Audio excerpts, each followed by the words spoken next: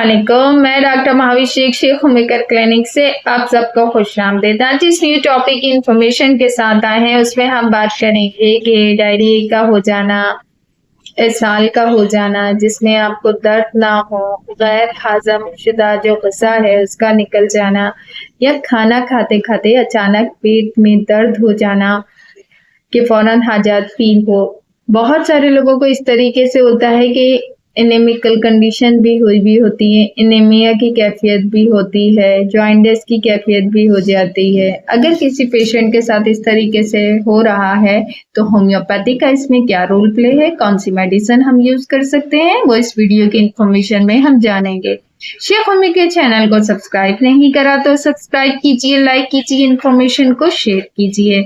Start लेते हैं अपनी वीडियो का कि अगर कोई भी पेशेंट आपके पास आ रहा है, जैसे कि अभी रमज़ान चल रहा है, तो बहुत सारे लोगों को इस तरीके से कि स्टमक की प्रॉब्लम होती है, इम्यून सिस्टम आपका चेंज हो रहा होता है। जब आप रोज़ा रखते हैं तो आपकी टाइमिंग चेंज हो रही होती है, आपका शेड्यूल चेंज होता है।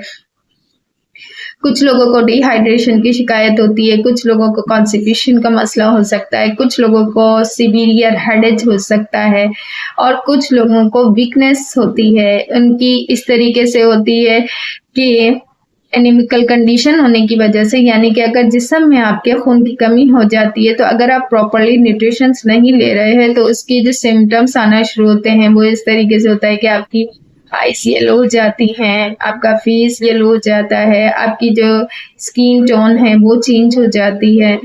फिर आप वीकनेस का शिकार होते हैं कि आपको सफोकेशन की कैफियत होती है, आप थोड़ा-सा काम करते हैं, साँस फूलने लग जाता है आपको, आप जल्दी थक जाते हैं, थकन का शिकार होते हैं, आपको नींद ज़्यादा आती है क्योंकि आपकी शुगर लेवल डाउन हो रही होती है।